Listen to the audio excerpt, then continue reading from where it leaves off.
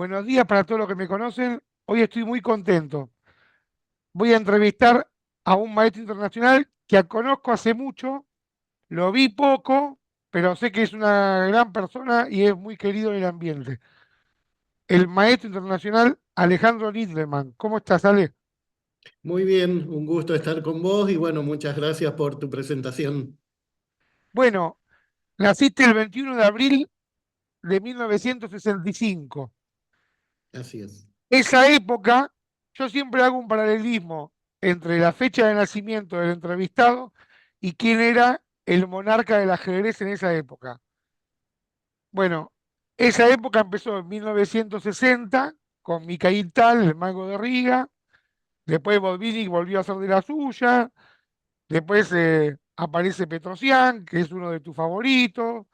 Bueno, Ujú. contale a la gente quiénes fueron los maestros que te marcaron. Bueno, evidentemente, como vos decís, Petrosian y su libro Ajedrez en la Cumbre me fascinaron. Eh, A partir de ese libro me hice fanático de él y del ajedrez armenio y de los sacrificios de calidad. Y bueno, obviamente después me marcó mucho la época, yo donde más estudié ajedrez fue en la época de los 80, por lo tanto todos los matches Karpov-Kasparov, obviamente los vi en vivo, me acuerdo que iba a comprar Clarín para poder ver la partida del día, comentada muchas veces por el viejo Naidorf. Y bueno, esa época me marcó mucho, me marcaron mucho los torneos de la PSA que se hacían, que eran muy, muy fuertes, Kasparov esos los organizaba. que los organizaba Kasparov, y bueno, obviamente Kasparov sin duda fue el jugador que más he visto, ¿no? Que más, porque toda su carrera la vi y la seguí permanentemente. Sí.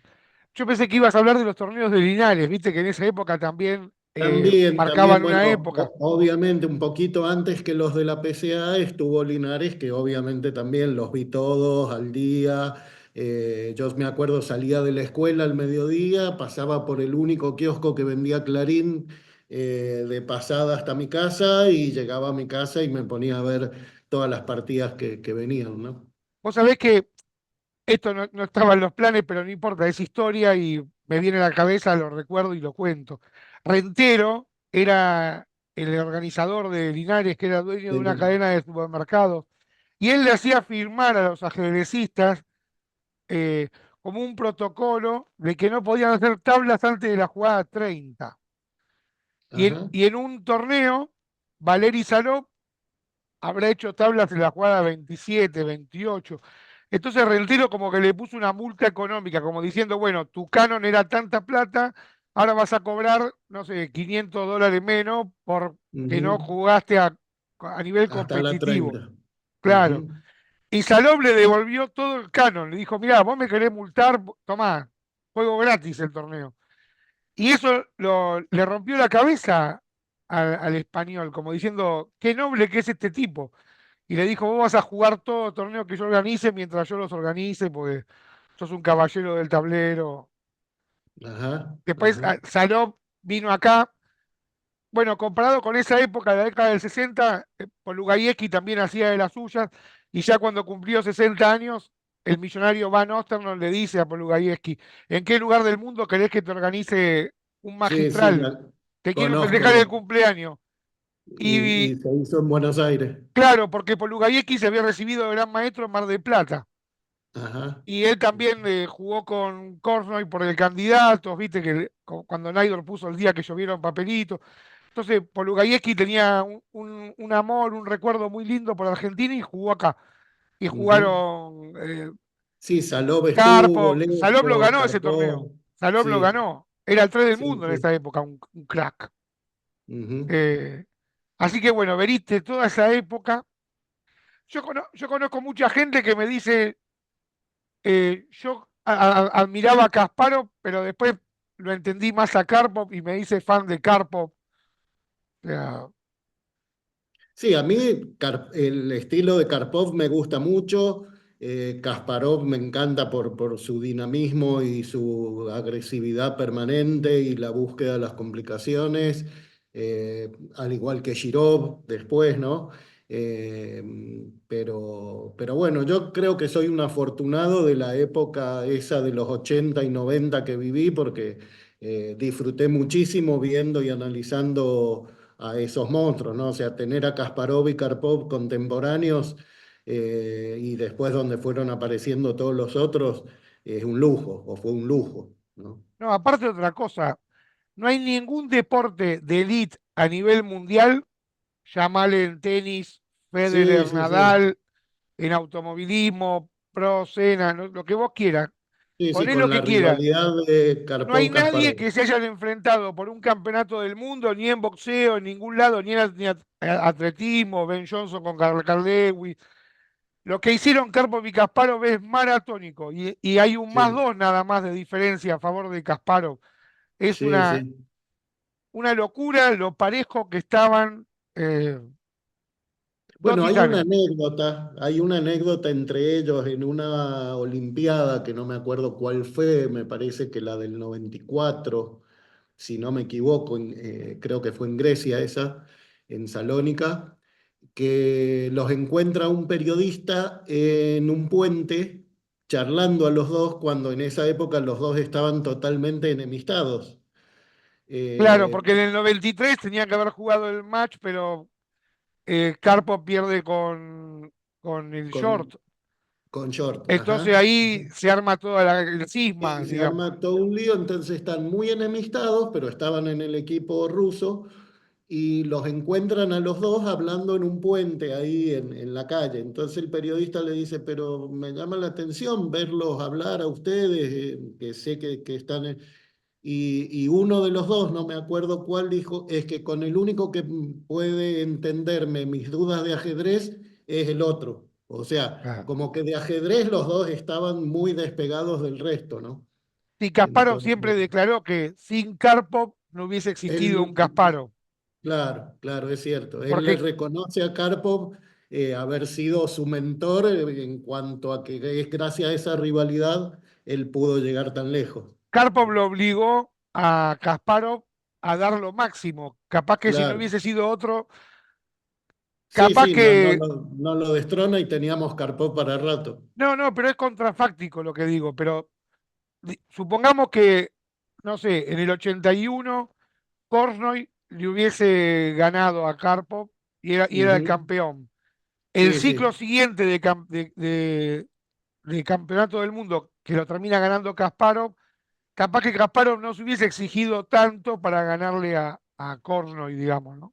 claro, Y claro. otro personaje que le quiero rendir homenaje también de toda esta época del 80, aunque él empezó 30 años antes, la longevidad ajedrecística y la calidad de su juego de Vasily Smilov, que fue, Sin duda. que fue campeón del mundo con Botvinnik en la década del 50 y Sí, sí, no llega a jugarle a Karpov porque lo frena Kasparov en la final del candidato. Pero sí, el tipo sí. tuvo 30 años ahí arriba, o sea, Sí, sí, sí, manteniendo ese nivel y jugando los torneos de elite y dándole más de un dolor de cabeza a varios. No, no, sin duda. Y fue una pena que no llegara ahí en el ciclo ese de esos candidatos, porque llegó muy lejos, creo que llegó a la semifinal. no, a la final, la pierde con Kasparov, a la final. Pierde la final del, La final claro, del candidato claro, pierde. del candidato pierde con Kasparov y ahí juega Kasparov con Karpov, es cierto, Sí, es pero una cierto. locura. Sí, Vi- sí, sí.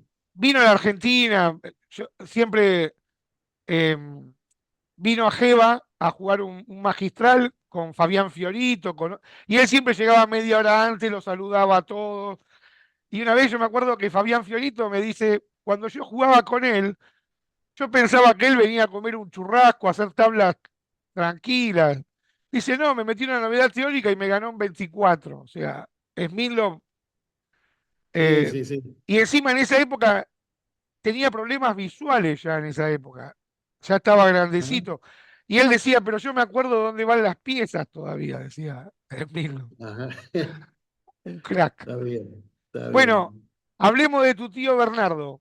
¿Cómo fue tu primer acercamiento al ajedrez? ¿Cómo llegás a maestro FIDE? ¿Cuál fue tu primer profesor?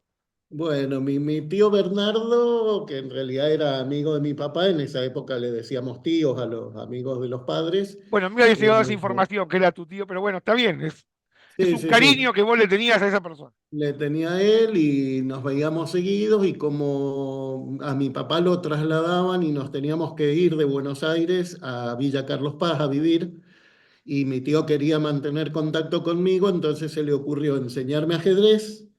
Y una vez que me enseñó ajedrez y jugamos un tiempito en vivo, qué sé yo, ya después me mudé y la idea de él había sido enseñarme para después jugar por correspondencia. Así que manteníamos un contacto por correspondencia con dos partidas de ajedrez, y una de blancas y una de negras cada uno, que iba a la jugada y volvía con el correo.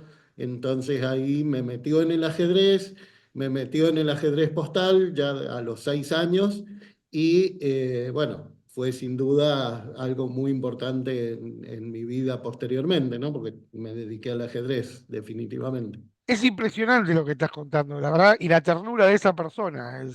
Sí, sí, era un tío fantástico, un tío que él no tenía hijos, después termina adoptando uno, pero bueno, en esa época yo era como su chiquitín, me adoraba y no quería perder ese contacto y bueno, logró esto, que yo me metiera en el ajedrez de cabeza.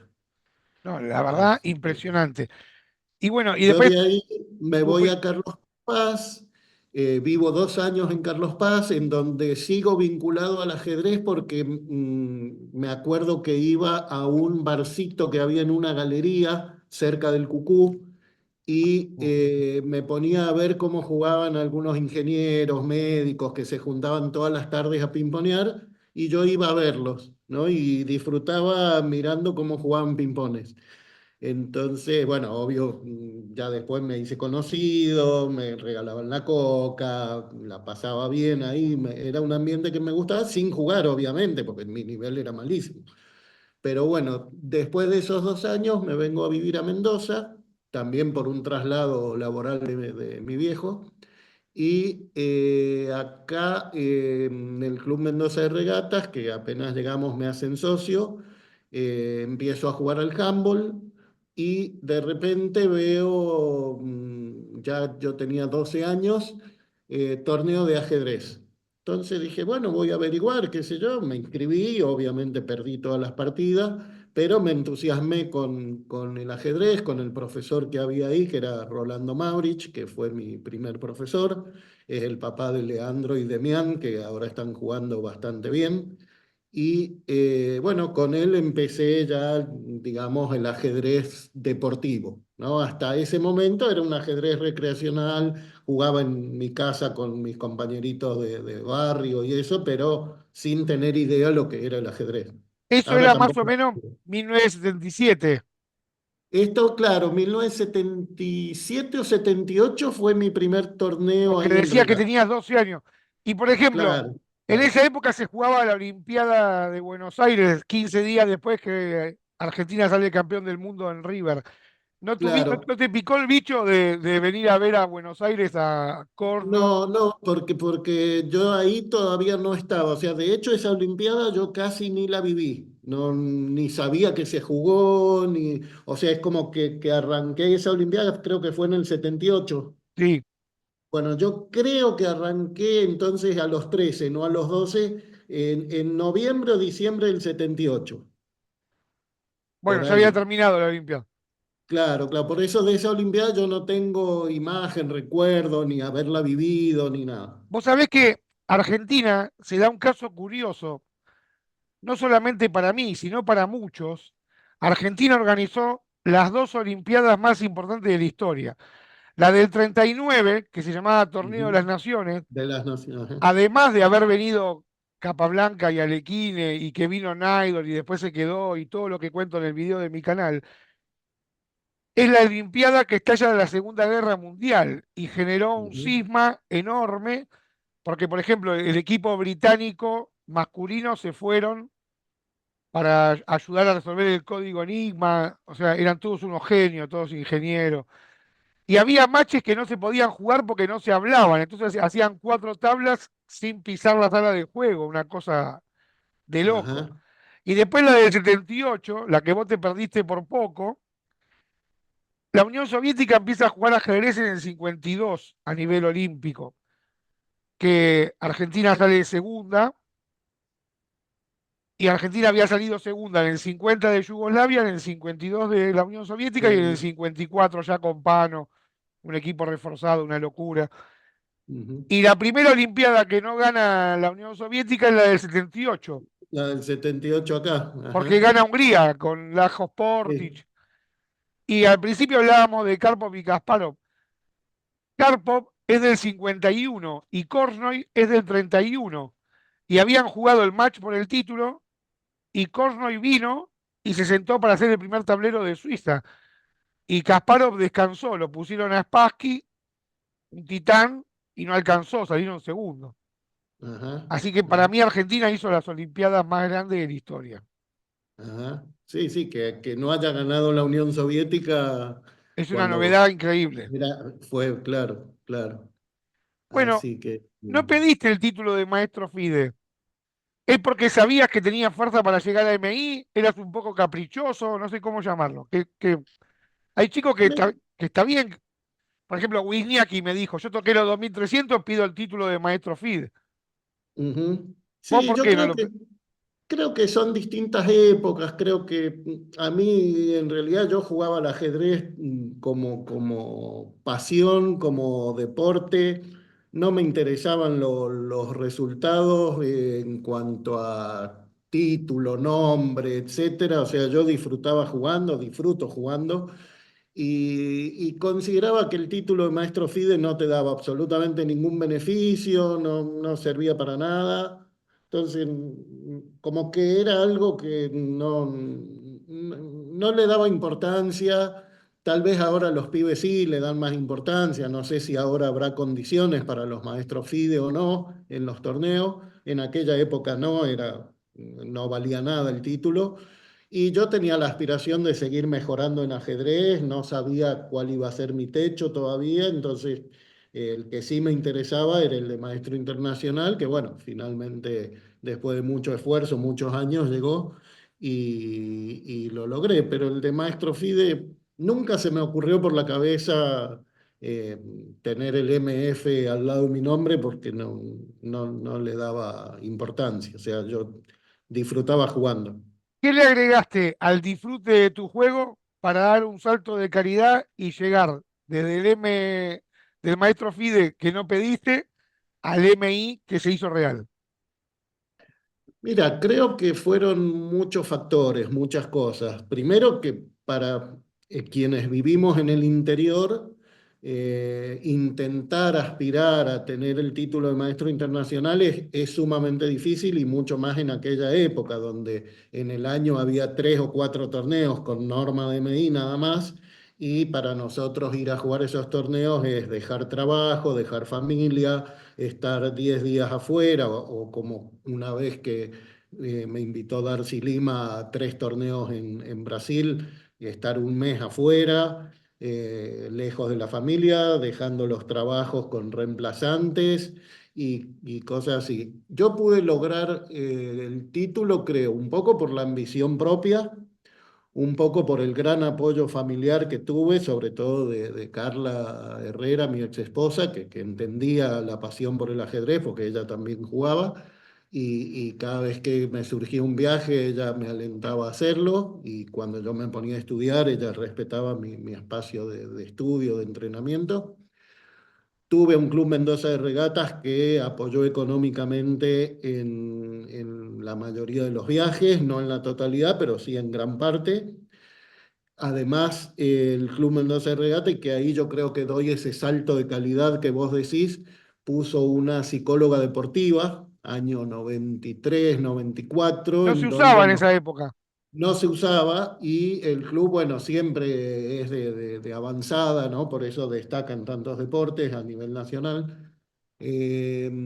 puso la psicóloga deportiva para todas las ramas, para todos los deportes, y nos dio un cupo de 4 o 5 ajedrecistas para participar, en donde iban mis alumnos, yo estaba de profe ahí, y la verdad, eh, trabajamos no sé si 6, 8 meses, y me cambió la cabeza en cuanto a la actitud frente a las partidas, la actitud con la ambición de ganar y todo eso. Yo creo que mi mejor nivel de ajedrez debe andar entre el 95 y el 2005, 2006, y creo que mucho tiene que ver el trabajo con esta psicóloga.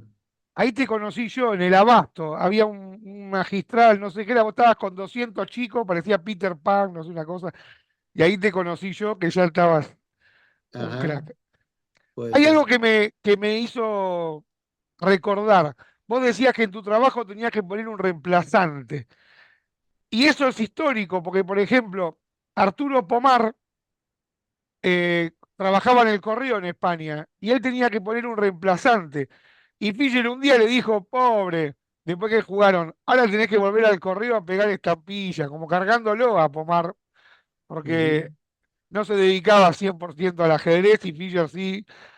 claro. Entonces Fischer le hizo una broma como Una diciendo, broma de ese tipo. No, en mi caso sí era ajedrez, o sea, mis trabajos, salvo 1 o 2 iniciales que tuve apenas nos casamos con Carla, después fue siempre el ajedrez. O sea, yo daba clase acá como en 4 o 5 clubes, escuelas y todo eso, entonces poner el reemplazante era poner a alguien que vaya a dar las clases de ajedrez, ¿no? O sea, que no se perdiera ese espacio, ese tiempo en esos lugares. En algunos lugares, por ejemplo en regatas, me, me dejaron sin problema faltar, y bueno, no había ajedrez los días que yo estaba compitiendo. Pero en otros lugares sí tenía que poner reemplazante y obviamente pagarle las horas que hacían, ¿no?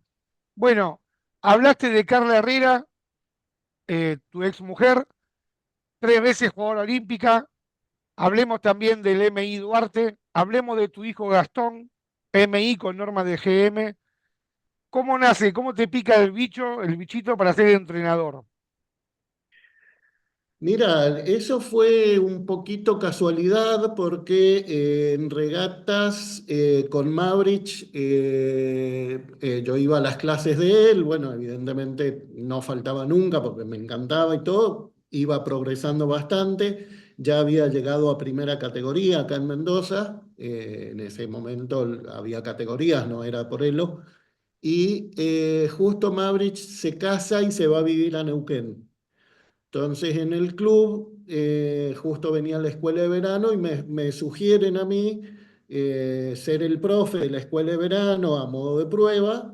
Me gustó, al club también se ve que le gustó, y ya a partir de ahí quedé de profesor con 18 años en el club, 17 todavía tenía antes de cumplir 18. Y a partir de ahí, bueno, empecé a enseñar a los chicos que iban y me fui perfeccionando como entrenador. Tuve la suerte de estar en colegios. En uno de los colegios me obligaron a hacer una capacitación docente, que al principio yo dije, qué embole, qué sé yo, pero realmente estoy agradecido de todo lo que aprendí ahí en la parte pedagógica, en la parte de enseñanza y todo eso.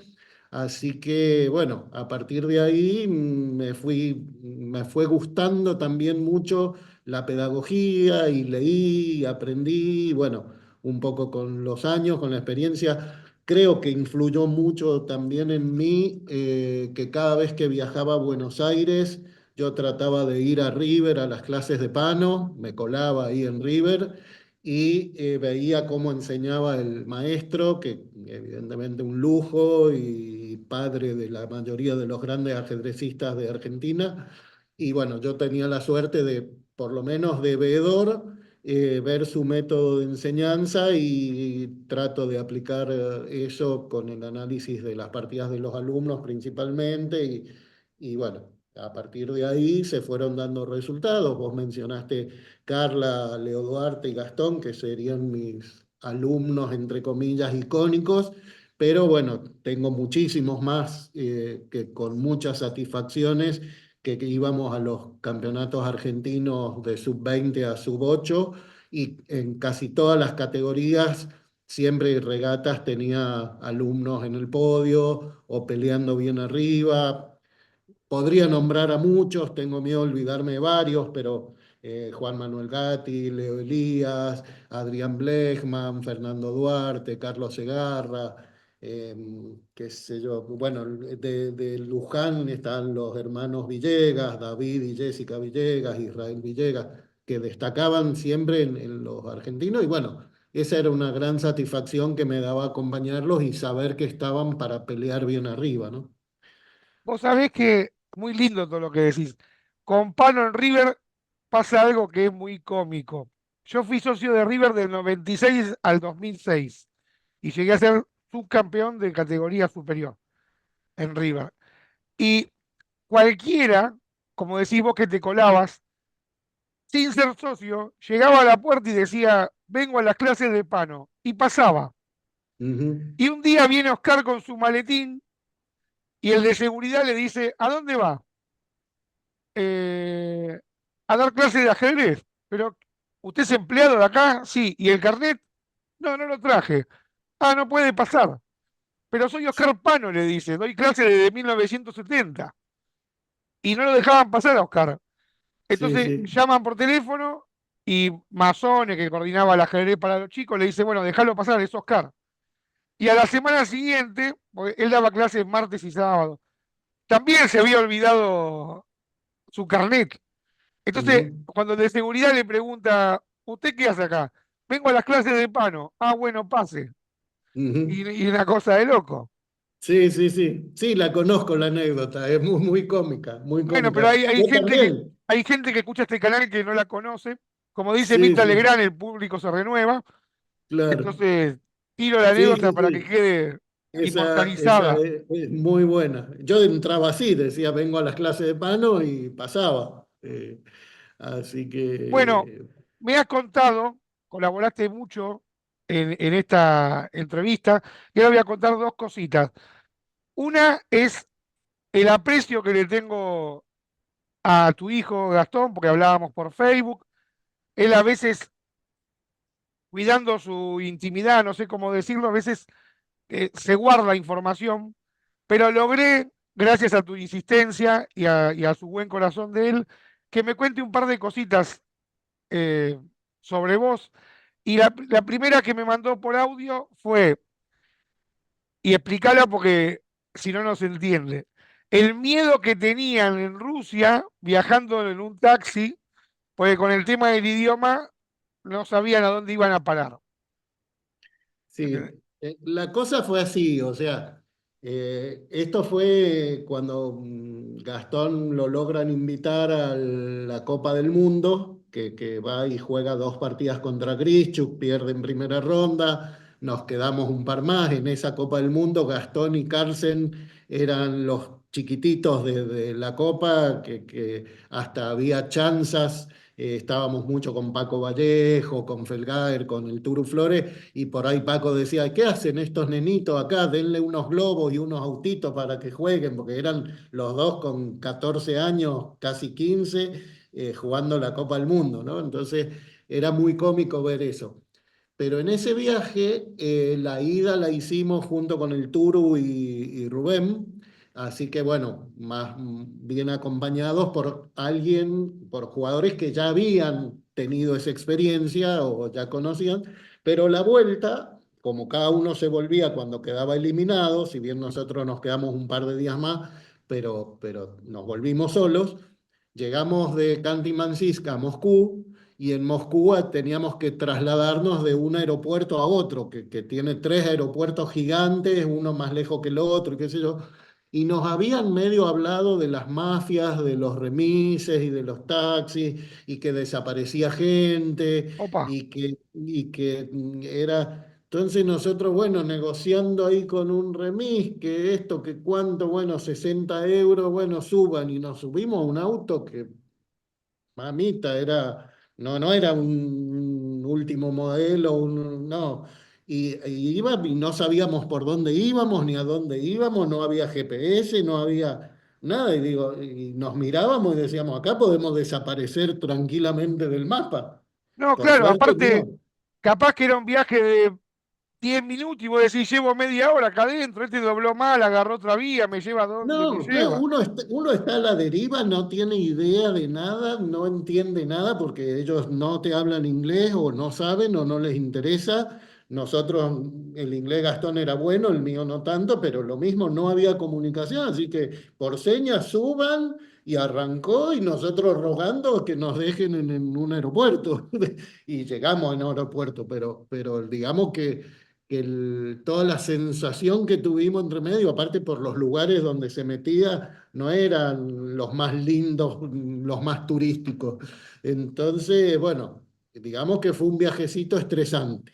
Ese torneo que lo invitan a tu hijo es el posterior, digamos, él jugó el Continental, tiene que jugar el desempate, clasificaban 7, habían empatado 8, todos los maestros se empatan entre ellos, le jugaron a muerte a tu hijo, a cara de perro, y lo dejaron afuera, supuestamente.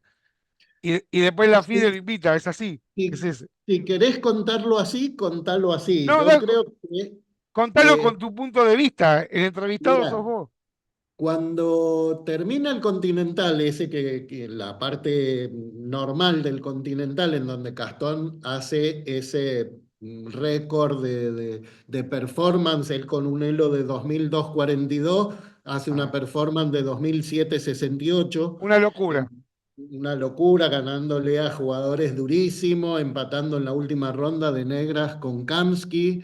sí, con Gata Entonces, Kamsky. eh, juega el torneo de su vida. Y como había que trasladarse para ir a jugar el desempate al club argentino, porque el torneo se jugaba creo que en la legislatura, si no me equivoco, en esas cuadras que caminamos y todo, y vamos tranquilos, en un momento nos sentamos en la plaza ahí que está cerca del club argentino y le digo, mira, Tom, si vos antes de venir te decían que además del torneo ibas a jugar un doble vuelta contra 7 grandes maestros de partidas rápidas, ¿lo Impensable. pensabas? Sí, obvio, divino, me encanta. Bueno, hace eso, jugalo, disfrutalo, que no te importe el resultado, vos el torneo importante ya lo hiciste, si clasificás, clasificás, si no clasificás, no importa. Lo más normal es que entre ellos, que son todos grandes maestros y profesionales, empaten, es lo más lógico, y con que uno o dos te ganen a vos, ya te dejan afuera y ellos clasifican porque había mucha plata. La diferencia entre clasificar y no clasificar era muy importante. Entonces, te van a jugar todos, sos el de menos elo, el de menos experiencia, y vos no hagas tablas, no aceptes tablas, no juegues a tablas, vos disfrutás cuándo vas a tener en tu carrera un entrenamiento como para jugar contra 7 GMs a doble vuelta. Entonces, hacelo, jugalo. Y entonces, bueno, jugó todas las partidas, inclusive hay anécdotas, Granda le ofreció tablas, el Pájaro creo que le ofreció tablas en una de las dos partidas, y Gastón no quiso jugar, quiso entrenar, lo más lógico era que saliera último, salió último. Después se armó toda la historia que los maestros empataban rápido en 10 jugadas y no se cansaban para jugarle a él y todo. Bueno, fue todo algo mediático que lo armaron ahí algunos periodistas, pero era lo lógico, era lo natural que se iba a dar. Yo ya se lo había dicho antes, él lo disfrutó, él no lo vivió como trampa, no lo vivió como que era personal contra Como él, un sino que lo complot, no lo vivió vivió como como un que complot. no lo vivió como un complot para nada. La prensa armó como que fue un complot, pero él lo vivió como que era lo más lógico, como que cómo no iba a pasar eso si todos los otros son GM y él es un pichoncito de 2200 de 14 años. Era natural. Yo se lo había advertido y yo le había dicho, disfrutá las partidas y tratá de invocar alguno. Y más, creo que le ganó a Milos una de las partidas.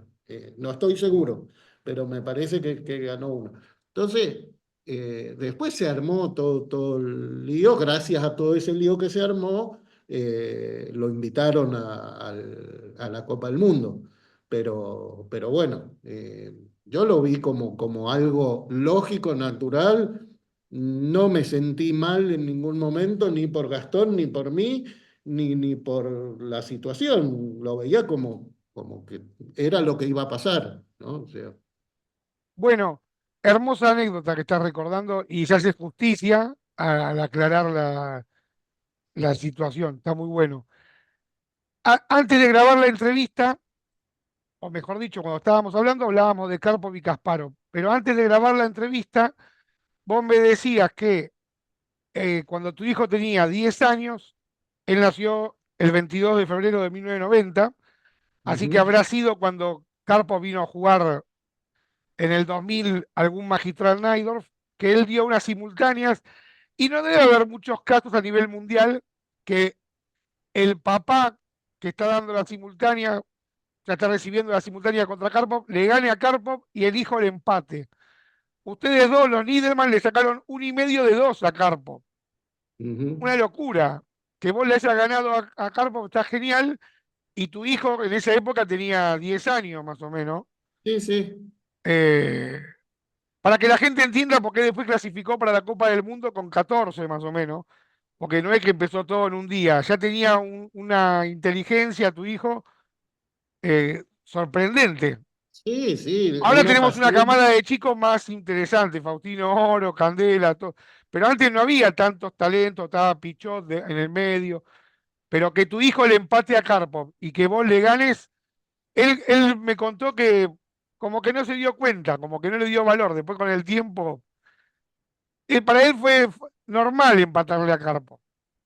Sí, sí, de hecho ni siquiera con el tiempo, él no lo considera una gran hazaña, ni como tampoco cuando después él le gana en el abasto, en las simultáneas esas calificadas que juega contra 6 jugadores con reloj y Gastón le gana a Carpo. Entonces, pero él lo toma como que es una simultánea, como que no es nada extraordinario. Por ejemplo, para mí, yo haberle ganado a Karpov sí lo valoro mucho. Lo valoro por muchas cosas. Primero, porque sin duda Karpov fue uno de mis formadores a nivel estilo, a nivel aprendizaje. De él y de Kasparov es de los jugadores que yo más recibí en vivo. Y segundo, por la apertura, que es la única apertura que yo realmente estudié mucho, que es el Gambito Volga, y haberle ganado a Karpov con negras un Gambito Volga cuando él tenía un par de libros escritos sobre el Gambito Volga, bueno, fue una gran satisfacción, ¿no? Entonces, eh, digamos que yo sí valoro mucho ese triunfo, pero Gastón ni el triunfo del Abasto, ni el empate cuando era chiquitito acá le da mayor importancia porque dice es simultánea, no es una partida frente a frente. Por ahí valora mucho más él su actuación en el Continental, en donde le ganaba frente a frente por torneo al campeón de Estados Unidos, al campeón de Cuba, empató con Kamsky, le ganó a varios ex campeones argentinos. Entonces, bueno, digamos que él al tema de las simultáneas no le dio importancia, ¿no? Bueno, está bien, pero igual sería un sueño para mucha gente. Pero Obvio, obvio, pero es la forma en que él se lo toma, ¿no? O sea, está bien, cada uno lo canaliza o lo interpreta como lo siente, digamos. Pero está bien, ujú, pero es una ujú. locura lo que hizo igual. Bueno, hablemos un poco de romanticismo, de las partidas suspendidas, que llegaste a tener como 3 partidas suspendidas al mismo tiempo. A los chicos que están viendo el video, contale un poco qué es tener una partida suspendida, porque ellos nacieron con el 90 más 30, no tienen idea de lo que era Claro, la partida. Bajo claro. sobre, la jugada exacta, la jugada 40, la 60, la 80. Sí, sí. eh, Bueno, el tema era así, o sea, se jugaba con relojes analógicos, por lo tanto no había posibilidad de incremento. Se jugaba el ritmo normal, era de 2 horas para 40 jugadas, inclusive había ritmos que eran 2 horas y media para 40 jugadas. En la mayoría de los torneos, cuando se llegaba a la jugada 40, después de 4 horas, se suspendía la partida, entonces al que le tocaba jugar después de las 4 horas, o el blanco, si quería en la 41, ya podía suspender, consumiendo el tiempo o perdiendo el tiempo que faltaba para la 40. Y bueno, el suspender significaba hacer la jugada, pero no en el tablero, sino anotada, va en secreto. Bajo sobre. Esa jugada, claro, sí, la planilla con la jugada anotada se metía en un sobre cerrado y recién se seguía la partida en el horario fijado para partidas suspendidas.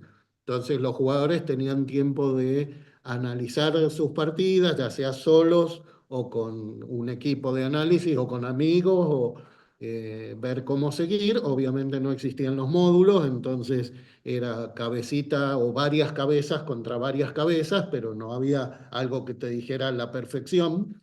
Y entonces, bueno, era muy interesante.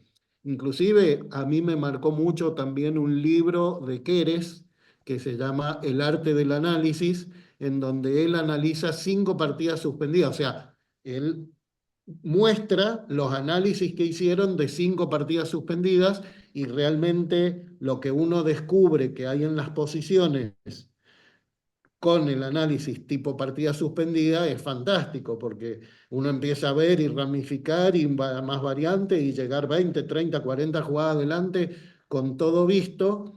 Es un ajedrez muy científico, muy lindo. Ahora, obvio, eso lo hace la compu en 2 segundos, pero en su momento hacerlo con la cabeza propia llevaba un trabajo muy de mucho esfuerzo que a su vez te daba sus réditos, porque analizar la suspendida era aprender un montón, ¿no? Bueno, Entonces, Alekhine también, aparte de tener mis mejores partidas, yo tengo un libro de Alekhine que dice Alexander Alekhine, mis mejores análisis.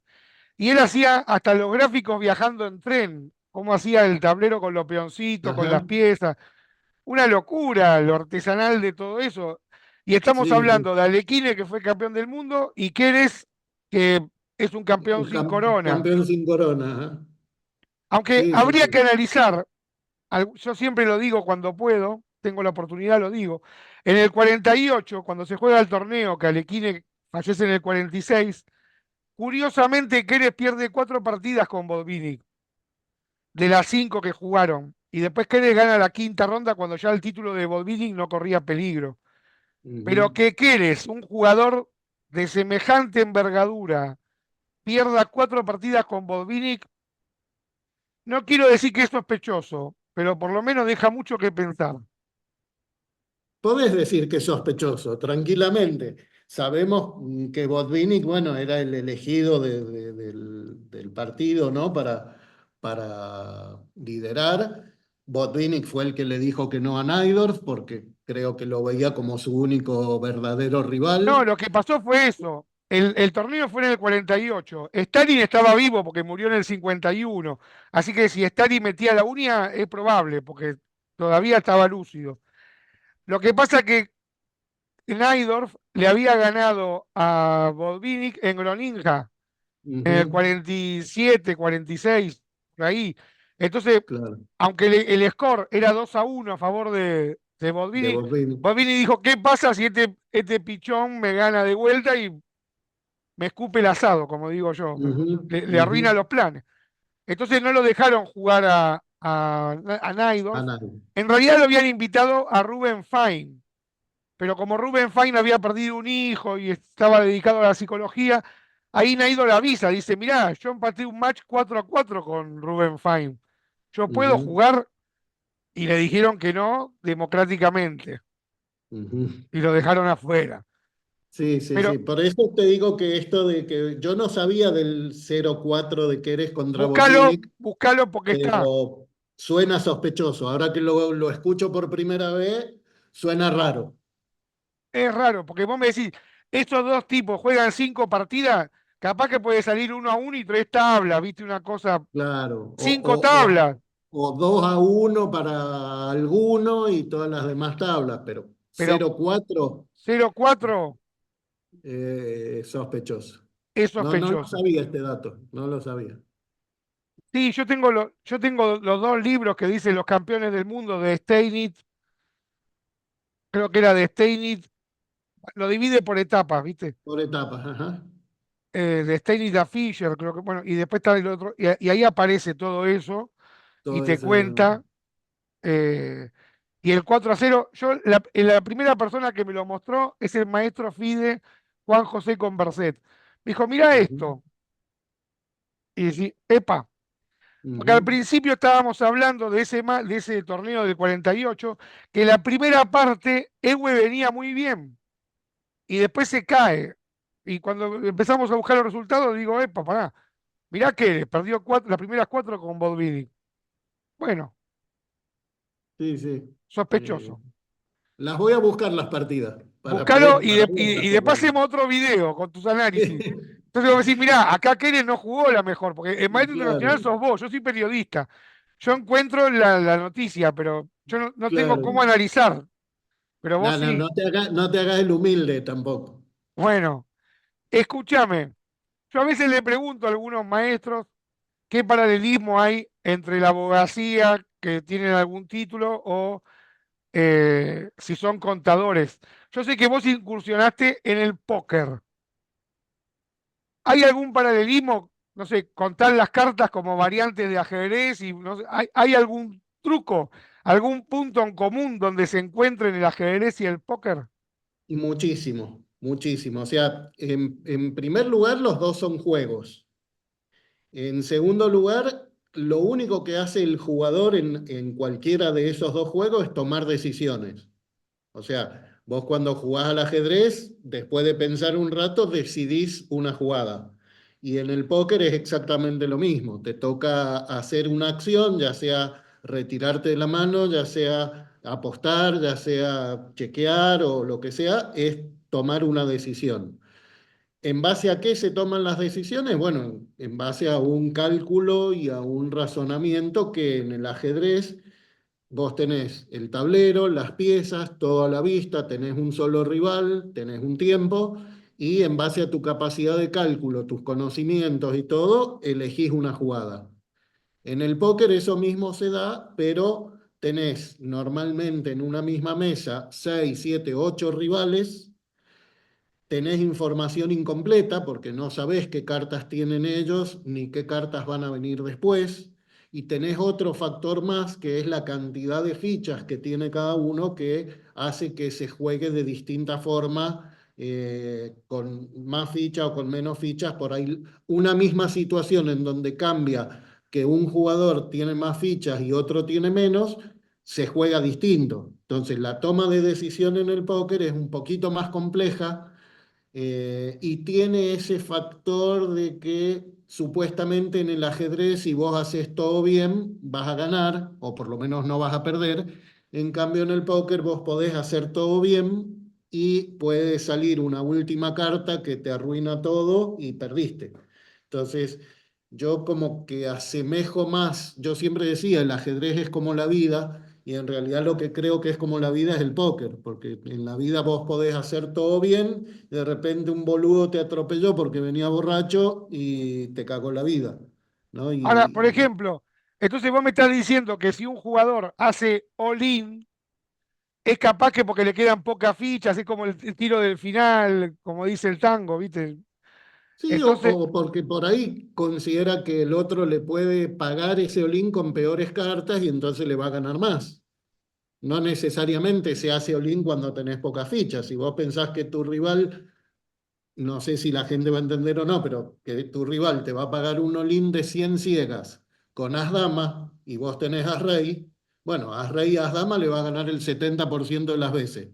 Entonces, si yo creo que es capaz de pagarme mal con as-dama, le voy a hacer all-in para sacarle lo más posible. claro. ¿Mm? A Fabián Entonces, Fiorito también le gusta el póker. Hay varios ajedrecistas. muchos del ajedrez incursionaron, les ha ido muy bien. Si querés, puedo tirar nombres, no sé si vale la pena o no, No, no.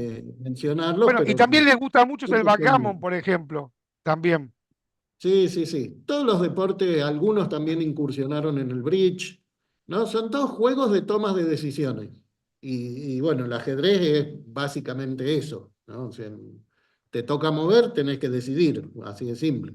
Capablanca jugaba al bridge, y muy bien, Ajá, ajá. por ejemplo. Sí, sí, sí. Bueno, yo, por ejemplo, cuando grabé con Topalov para mi canal, él habla de dos momentos históricos en el ajedrez, que según él no se van a repetir nunca, por la grandeza de la terna que él armó.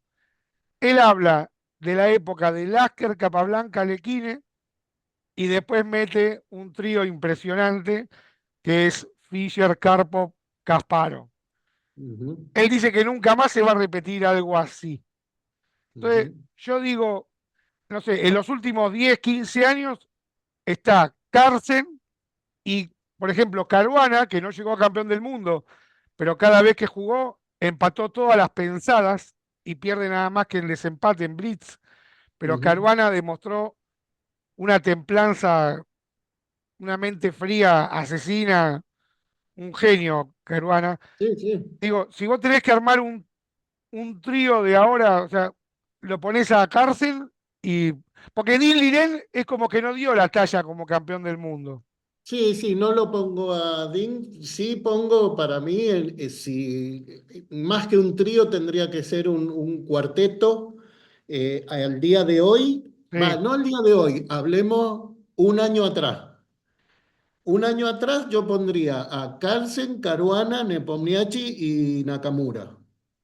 Ah. Si tengo que hablar de hoy, bueno, ya me entran a jugar los indios estos, Gukesh, inclusive Firuzza puede estar ahí queriendo, Pidiendo Pragnananda, permiso. pidiendo, entrando ahí que no sé, en 2 añitos más y ya estos cuatro que mencioné ya se van a tener que ir haciendo un poquito para atrás. Hay un jugador que yo creo que uno no se puede olvidar de esta etapa, que es Aronian, que me parece Lemón que Aronian, un crack. está ahí siempre, siempre le falta un poquitito, pero siempre está ahí dándole sustos a todos. O sea, a mí me gusta mucho Aronian como persona y como jugador de ajedrez. Eh, Creo que no está en ese grupito de cuatro que dije, pero es el primero que sigue.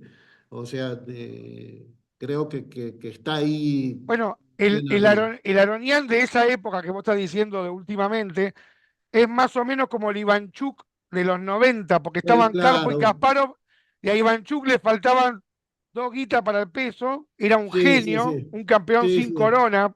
Yo a Ivanchuk sí, lo sí. pongo como Keres, por ejemplo. O sea, está Sí, ahí. sí, sí, sin Y, duda estaba ahí. Y también es una pena lo que pasó con Shiro, ¿no? Cuando le y- gana el match a Kramnik y después Kasparov no acepta que juegue Shiro contra él. O sea, pero eso, las historias, vos sabés que cuando yo grabo la entrevista con Topalov, no es que Topalov lo defienda a Kasparov, pero Topalov explica que ganar un torneo de candidatos no te hace aspirante a la corona. La FIDE tiene que interceder y tiene que ver si hay sponsor, cuánto se paga. Es como que el jugador no tiene, en este caso Kasparov, no tiene tanta injerencia. Porque vos fijate un detalle. A nivel histórico, la FIDE en una época actuó de una manera y en otra época actuó distinto. ¿A qué me refiero? En el 75, cuando vota la FIDE, que esto lo explica Quinteros en la entrevista que yo grabé con él, y la idea de Fischer de jugar al 10 partidas ganadas, que 9-9 el campeón retiene el título, se vota y la idea de Fischer pierde 32-30 y le dan automáticamente la corona a Karpov sin jugar. Y hace poco porque pasó ayer históricamente, cuando Carlsen renuncia, no le dan directamente la corona a Nepo, como lo ajá, hicieron con Karpov. Le hicieron sí, jugar un sí, match con Dean Liren y en la misma FIDE. la misma situación, ajá, Está bien, Karpov y Kornoy habían jugado la final del candidato, que terminó 3+2 para Karpov y ujú, 19 tablas. Pero en el 75 no le hicieron jugar a Karpov. ujú, ujú. Y después le hicieron transpirar a Dean Lirem, a Neponiachi con A Dean Lirem. Nepo, ujú, que Entonces, había ganado el candidato. La FIDE, en dos supuestos abandonos del campeón del mundo legítimo, que Fischer Actuó no abandonó, distinto. Fischer quería jugar, pero bueno, la gente lo toma, los que no saben, como que Fischer abandonó. No, Fischer quería Ujú, jugar. Le ganó a ujú, toda la escuela soviética, no va a querer jugar Fischer.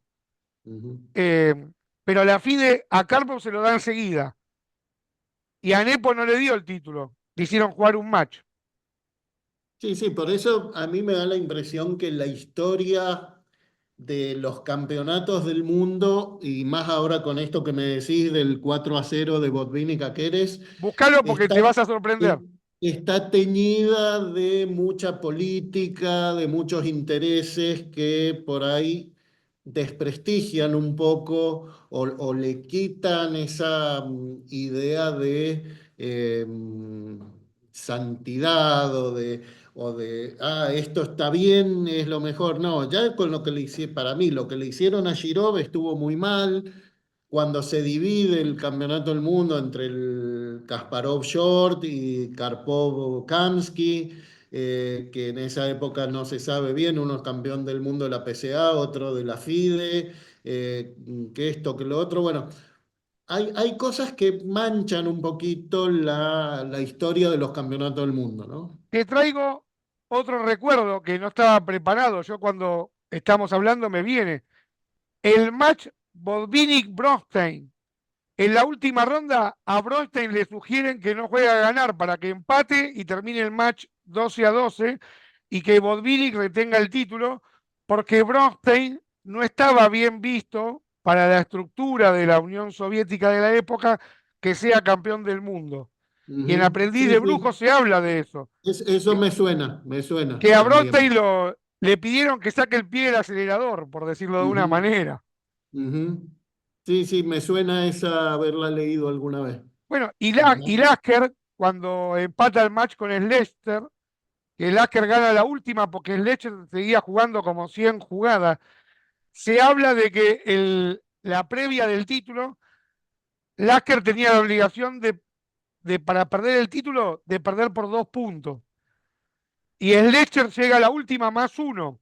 Por eso no hizo tabla, porque parece como que con el más uno no le alcanzaba. O sea que si el Ajá. Leicester ganaba el título más uno, retenía a Lasker. Retenía Lasker.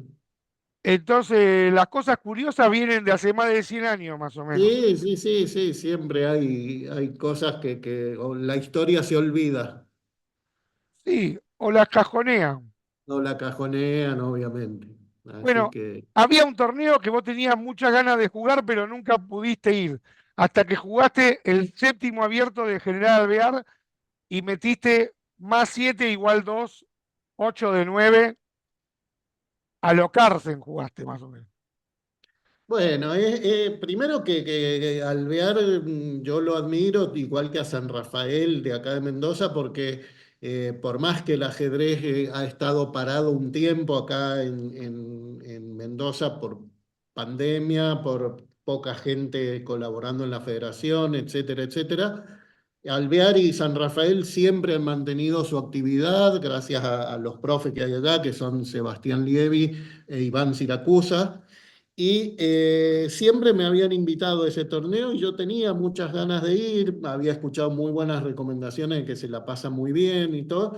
Torneo de partidas rápidas, sábado y domingo, con un blitz incluido, con una cata de vinos, con una noche de fiesta y espectáculo y todo, así que hacía rato que tenía ganas de ir. Y bueno, el año pasado me di el gustito, fui. Tuve la suerte de ganar el torneo, de hecho, bueno, gané las 7 primeras y las últimas dos ya fueron tablas, casi jugando a tablas para asegurar el primer puesto. Eh, Se dio, podría no haberse dado, de hecho después jugué el Blitz y en el Blitz me fue re mal. Creo que no sé si hice 4,5 en 9 o 5,5 en 9, o sea, en el torneo tuve suerte contra el actual campeón mendocino, Indalecio López Miller, que le gano una partida por tiempo, estando en una posición un poquito inferior yo, defendible, pero inferior.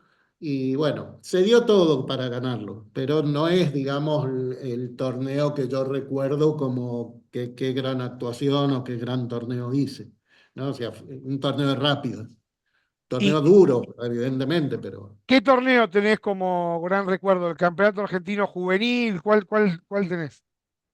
Mira, si tengo que decir alguno en especial, no sé. Sí sé que por ahí más que torneos, bueno, un Mar del Plata que empaté el primer puesto con Fabián Fiorito, un abierto en Mar del Plata, no me acuerdo si fue 2004, 2003, 2005, por ahí, no recuerdo. Empatamos el primer puesto y se definió por sistema en el último segundo porque en la partida El Escobar contra Sabas, que uno sumaba para mí en el Buchol y el otro sumaba para él, ganó el de él y bueno, así se definió el título en esa partida. Ese torneo y la mayoría de los Mar del Plata yo siento que juego bien, lo disfruto, juego buenas partidas, he obtenido resultados muy buenos contra grandes maestros en Mar del Plata. Algún continental que uno en Buenos Aires le gané por primera vez a un gran maestro que fue Alonso Zapata.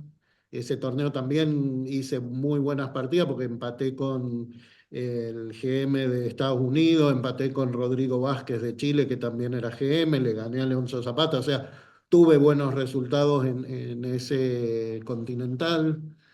Después, bueno, los torneos en Brasil, donde el primer torneo en Brasil que juego para Norma, que hago mi primera Norma, también fue un gran recuerdo. Acá en Mendoza, el primer campeonato mendocino que gano, cuando yo todavía no era el candidato a ganarlo, y bueno, tiene una definición apasionante en un match de desempate contra Jorge Fernández, mi rival de acá, que así como existió el Kasparov-Karpov, yo siento que acá en Mendoza el Fernández Nidleman fue importante y me hizo crecer mucho como ajedrecista, ¿no? Entonces, eh, qué sé yo. Pero torneos así de decir, ah, qué gran torneo hice. En los juveniles, por ejemplo, haber clasificado a la final del 83 y que la semifinal se jugó en La Pampa y en esa semifinal, por ejemplo, le gané a Slipak, eh, creo que empaté con Hoffman. Bueno, hice un torneo, creo que salí segundo en la semifinal, clasificaban cinco. Y después en la final también un torneo muy duro que lo termina ganando Bracci y empata con Darsil y creo que después tienen que jugar un desempate que lo juegan en Chacabuco y la verdad no me acuerdo quién lo gana. Pero bueno, era un torneo donde estaban todos, inclusive Sorín ya aparecía, él era más chico que nosotros, pero ya jugó muy bien esa final del argentino, Hoffman, Slipak, estoy nombrando todos juveniles que después fueron todos grandes maestros y de los mejores jugadores del país, ¿no? Y haber jugado contra ellos en esa etapa me hacía sentir bien, ¿no? Me gustaba Sí, porque jugaba de igual a igual.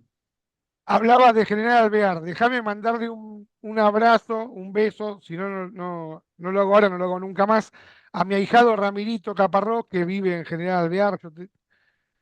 Conozco mucho esa ciudad. También he Ujú, jugado algún que otro torneo en General Alvear, salí segundo, pero bueno, casi salía campeón de General Alvear. Pero bueno, ujú. hermosa ciudad. Recién hablaba de Sorín, por ejemplo. Sorín también admira a Petrosian. Ah, no sabía, no Bueno, sabía. escuchá el reportaje que le hice. Solín aparece dos veces en mi video.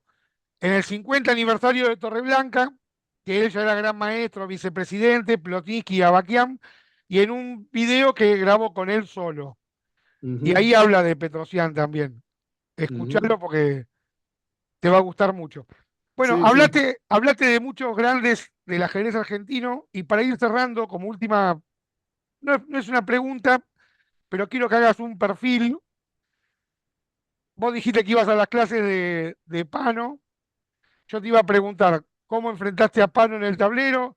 Me contaste que en el año 89 ya tenía 79 años el viejo Don Miguel, y vos me dijiste si jugabas 100 partidas con él, las iba a perder todas. Y con Quintero, por ejemplo, de la época dorada del ajedrez, no sé, Samuel Schweber, Rubinetti, Naidor, Quintero, Ujú. Pano. Contale un poquito, Bien. porque los chicos Te- no lo buscan en la base de datos. Yo quiero que hagas una semblanza de. Pano dice que Grau es el primer fundador del ajedrez argentino y Naidorf de una segunda etapa del ajedrez argentino. Y los chicos no se dan cuenta porque Naidorf murió en el 97. ujú, Entonces todos los ujú. que nacieron del 2000 para acá es como que se lo Sí, sí. perdieron. Bueno, yo voy a seguir esa cronología que dice Pano y pondría a Pano como el El- tercer gran padre del ajedrez argentino, bueno, porque pero él no se eh, reconoce a sí mismo porque como que quedaría, sí, bueno, pero todo el mundo ajedrecístico lo reconocemos a él como el gran formador de todas las camadas actuales que existen, porque no solo formó a los grandes jugadores, sino que muchos de esos jugadores fueron profesores que a su vez siguen con su metodología, con su visión del ajedrez, con su pasión por el ajedrez. Entonces, yo desconozco mucho a Krausi, los libros conozco, pero no sé mucho más de él. Lo de Najdorf, obviamente, es súper conocido. Pero si yo tengo que decir de las camadas actuales, quién es el padre de todos, el abuelo o el tío o el formador, Oscar, sin duda. sí, Y yo por mi parte le estoy sumamente agradecido. Yo no sería ni el ajedrecista ni el profesor de ajedrez que soy si no hubiese sido por él, ¿no? O sea, hubo otros como Rolando Mavrich que dije que fue mi profe, pero lo de Oscar siempre. Y en cuanto a jugar, bueno, yo creo que jugué una o dos partidas con Schweber. Es más, creo que fue una sola y que fue tablas, pero evidentemente fue un referente de la época, un jugador a batir, muy fuerte, para muchos imbatible. Con Rubinetti tengo muchas partidas, tres o cuatro, y lo que más disfrutaba de esas partidas era el postmortem, lo mismo que con Luis Bronstein. Analizar con ellos dos después de jugar era una partida de 4 horas y después un análisis de 4 o 5 horas más, en donde uno disfrutaba de la charla, del contenido ajedrecístico, del contenido de la vida. Eran dos personajes que daba gusto compartir un postmortem con ellos. E inclusive a veces cuando yo no lo había jugado y era un postmortem de otro, yo me sentaba ahí a ver porque aprendías ajedrez, aprendías anécdotas, historia, de todo, ¿no? O sea que dos jugadores que sin dudas también yo recibí mucho de ellos, aunque ellos por ahí ni lo saben. Con Pano hemos jugado varias veces, creo que le empaté un par de veces, siempre partidas complejas, me ha ganado también otras. En ese mismo torneo que vos decís que perdí con Najdorf y que esa partida yo siento que es el único jugador que me hizo sentir eso, de que si jugamos 1000 veces me va a ganar las 1000, así de fácil. En ese mismo torneo empaté con Pano, bueno, estuve ganado contra Cámpora, después terminé perdiendo, pero he jugado con, creo, casi todos los grandes maestros de Argentina. El único que me hizo sentir que, che, pibe, vos no vas a hacer ni medio punto conmigo, es el viejo. O sea, él se paraba, se iba, yo me quedaba clavado pensando, movía, venía, en menos de un minuto me jugaba y hacía una jugada que yo no había visto. Y a la siguiente lo mismo, y a la siguiente lo mismo. No le adiviné una sola jugada, me mató en 23 jugadas, eh, él con negra. eh, bueno, yo sentí esa gran diferencia como inalcanzable. Con todos los otros grandes maestros, la mayoría me ha ganado, algunos les he ganado, pero siento que puedo hacer algo, que puedo jugar, que puedo, o que podía en aquellas épocas, ¿no? Eh, entonces, bueno, y mencionaste a alguien más.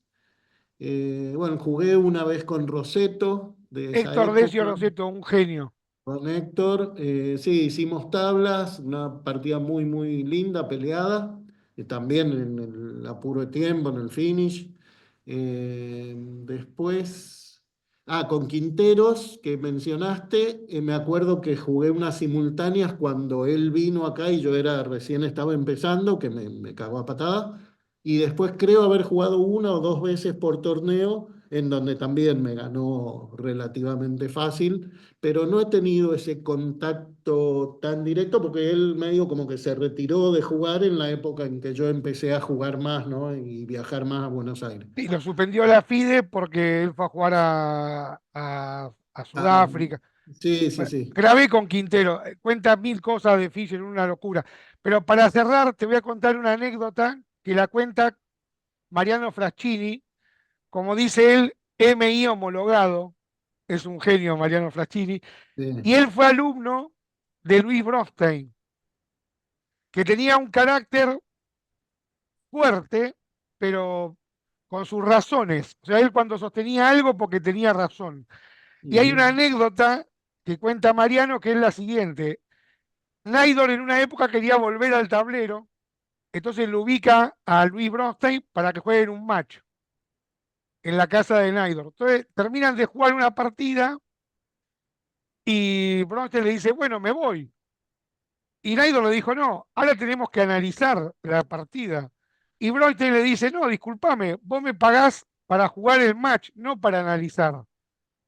Y no se le analizó la posición, porque el viejo le pagaba por jugar nada más. Por jugar. Ajá.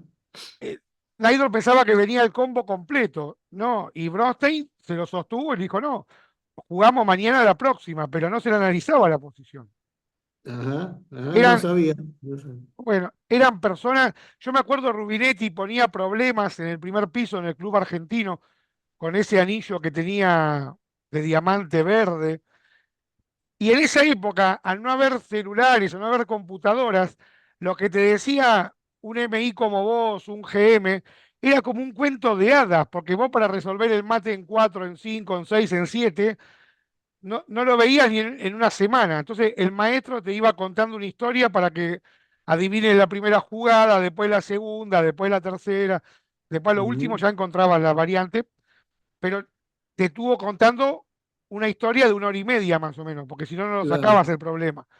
Ujú. Es como decías vos con la suspendida, ahora no tiene sentido, pero antes el ajedrez tenía una dulzura, un romanticismo que se perdió. Ahora apretás un botón y Sí, en 2 segundos te dice +3, +4, Stockfish, y ya claro. perdió el sentido, te contaron el chiste. Sí, sí, sí. Es cierto. Te contaron el final. Así que, bueno, sueño cumplido para mí. Haberte Bueno, podido gracias. entrevistar, haber hecho un homenaje a tu hijo también. Estoy muy agradecido. Bueno, nos mantenemos en contacto Dale, y mandame un par de fotos, así decoramos el video. Y bueno, cuando vengas a Capital, chiflame y dale, tomamos algo. dale. Abrazo Fenómeno. grande. Abrazo grande, un gusto y gracias por la entrevista. No, gracias a vos. Sos un crack. Chao, chao.